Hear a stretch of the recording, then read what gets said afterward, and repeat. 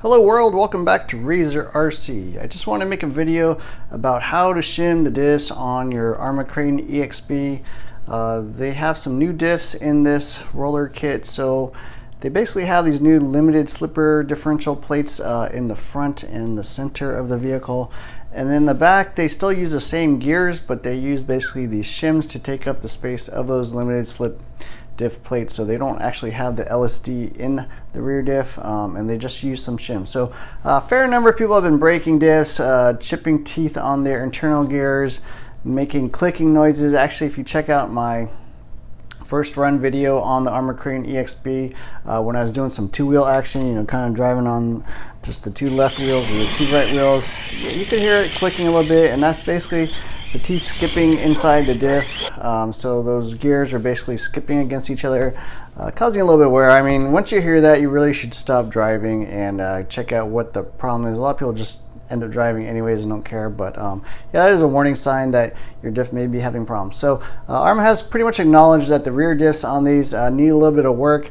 My front diff also needed a little bit of work, so I'm just going to cover that real quick and talk about how to shim your diffs and how to basically check that your diffs may need shimming. So talking about the front end, the diffs are really nice and easily accessible on this RC car. So on the front end, it's pretty much just 4 screws here the top 2 ones here, and then the bottom 2 ones here, and then a couple screws here on the bumper. Actually, I need to tighten those down.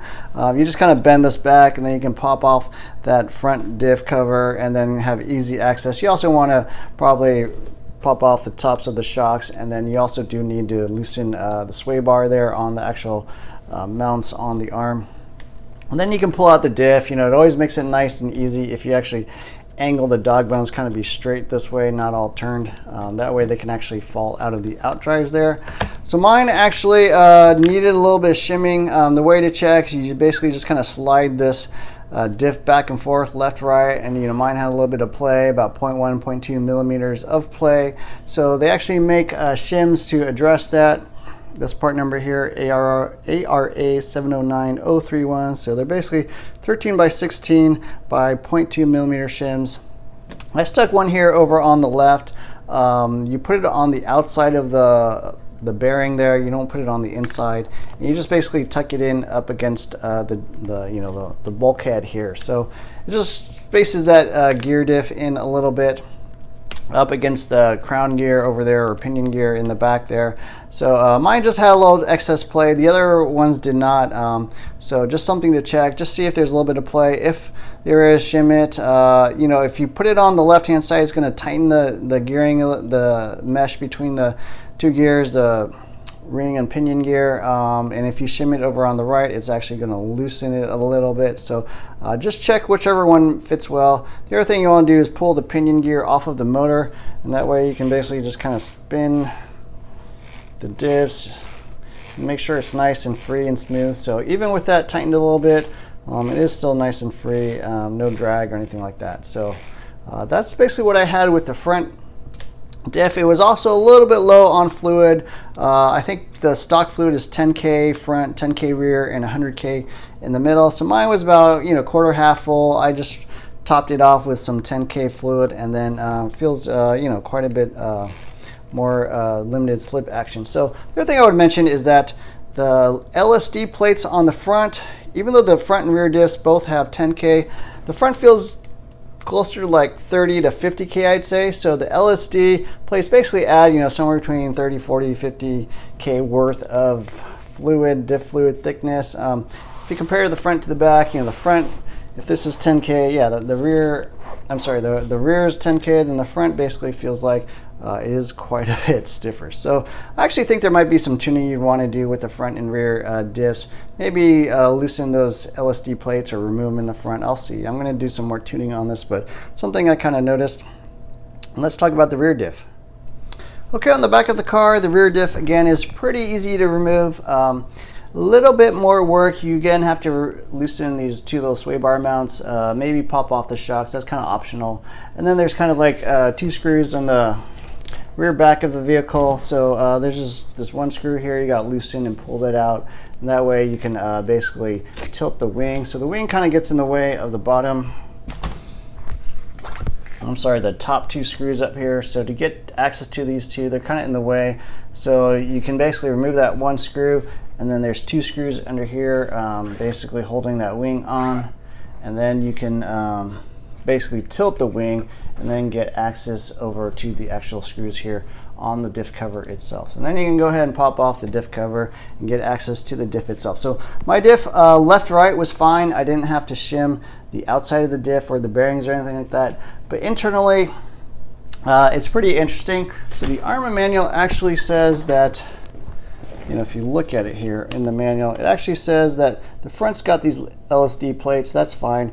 The rear just has these two smaller shims, so one on each side, then plus the stock wider shim, and then another smaller shim. So basically in the rear you got 3 shims, and then in the front you basically have these LSD plates plus these 2 shims. So the shims are rather interesting. I recommend you pick up a set of these. So you got the bigger ones here, so they are ARA 709059. It says it comes with 8 shims. It actually only comes with 4. It says it's 0.2 millimeters. It's really closer to like 0.15 millimeters. So these are the larger but thinner shims. So they're about 0.15 millimeters each. And then they make these smaller but thicker shims. So again, it says it's 0.2 millimeters. It's really closer to like 0.3 or a little over 0.3 millimeters.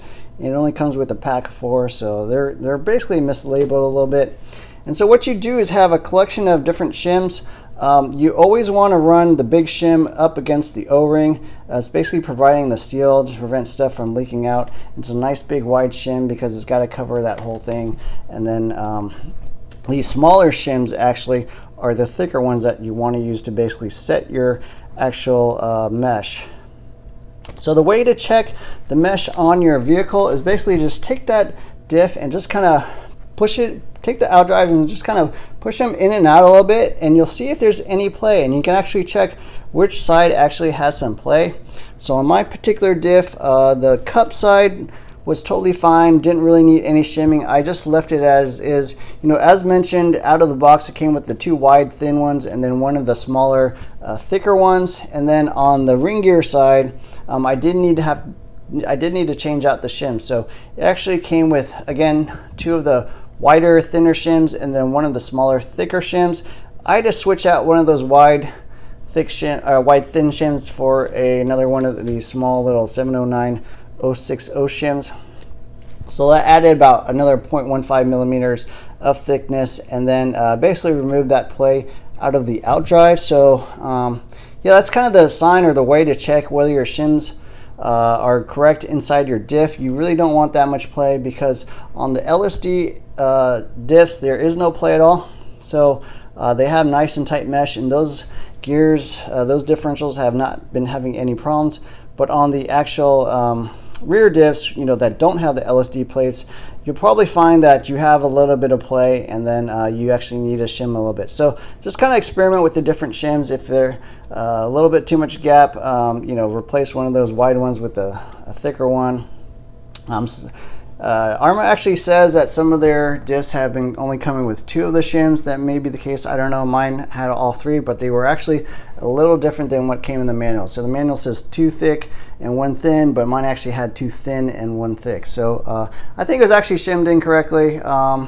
But you know, like I mentioned in the beginning, every car is going to be a little different. You want to just check it yourself, make sure it's shimmed correctly, and then that will, you know, pretty much reduce this issue of having your gear differentials like skipping or you know, basically braking. So anyways, I hope you enjoyed this video, learned something. Definitely like, share, subscribe if you found other solutions. You know, they also say you can just stick in LSD plates in your rear diff, but me personally, I think that would be way too much diff action. It'd be way too slow, so I don't recommend that. But you know, that is another option in case you just want something really simple and easy to use, because all the LSD gear diffs are totally fine. So definitely like, share, subscribe, hit the notifications button. Look for more videos soon, and thanks for watching.